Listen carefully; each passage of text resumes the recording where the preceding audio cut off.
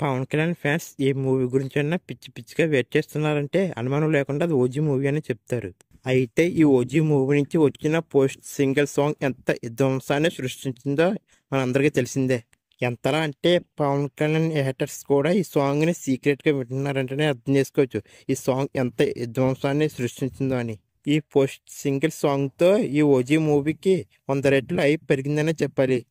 అయితే ఈ OG post single song Mahesh Babu movie మీద ఉన్న ఒక రికార్డ్ని బద్దలు కొట్టింది. ఆ రికార్డ్ ఏంటంటే 3 years తర్వాత మహేష్ బాబు మూవీ అయిన సర్కార్ వారి పాట మూవీలో కళావతి సాంగ్ మీద ఉన్న రికార్డ్ని బద్దలు కొట్టడం జరిగింది.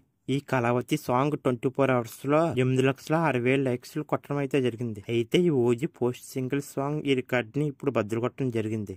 ఈ OG movie post single song కి 24 hours లో ఏకంగా 8,30,000 లైక్లు రావడం జరిగింది. ఈ విధంగా ఈ OG movie post single song 3 years తర్వాత ఈ రికార్డుని బద్దలు కొట్టింది.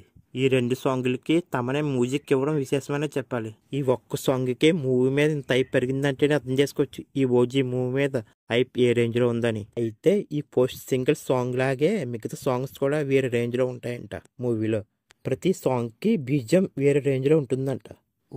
ఒక్కసారి ఈ మూవీ రిలీజ్ అయితే మాత్రం రికార్డులు క్రియేట్ చేయడం పక్కా. కొంతమంది అంటున్నారు హరిహర వీరమల్ మూవీ కూడా ఎలాగన్నారు, తీరా చూస్తే మూవీ బోల్తా పడిందని. బ్రో హరిహర వీరమల్ మూవీకి ముందు నుంచి ఎవరికీ హైప్ లేదు బ్రో మూవీ మీద. దానికి తోడు మూవీ టీంలో కాంట్రవర్సీ వల్ల క్రిష్ కూడా మధ్యలో తెప్పుకున్నాడు. తర్వాత మధ్యలోంచి జ్యోతి కృష్ణ డైరెక్ట్ చేయడం వల్ల ఎవరికి మూవీ మీద అంచనాలు లేవు.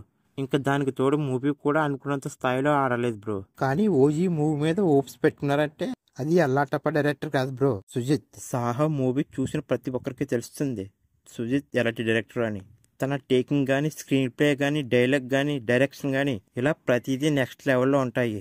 దీనికి తోడు సుజిత్ పవన్ కళ్యాణ్ డైరెక్ట్ ఫ్యాన్ అంట. ఏ ఫ్యాన్ అన్నా తన హీరోని నెక్స్ట్ లెవెల్లో చూపించాలనుకుంటాడు. ఇప్పుడు అర్థమై ఉంటుంది ఓజీ మూవీ మీద ఎందుకు ఇంత అయిపోందని. ఒక్కసారి ఓజీ మూవీ రిలీజ్ అయ్యి పాజిటివ్ టాక్ మాత్రం తెచ్చుకుంటే అవతల ఎంత పెద్ద కంటెంట్ మూవీ ఉన్నా ఈ ఓజీ మూవీ ముందు నిలబడతానేది రియాలిటీ. అయితే ఈ ఓజీ మూవీతో అఖండ 2 కూడా వస్తుందంట. ఒక్కసారి ఈ ఓజీ మూవీకి ఫస్ట్ డే పాజిటివ్ టాక్ మాత్రం వస్తే ఈ అఖండ 2కి ప్రాబ్లం అనే చెప్పాలి. చూడాలి September 25న ఈ ఓజీ మూవీ ఎలాంటి రికార్డ్స్ క్రియేట్ చేస్తుందో అని.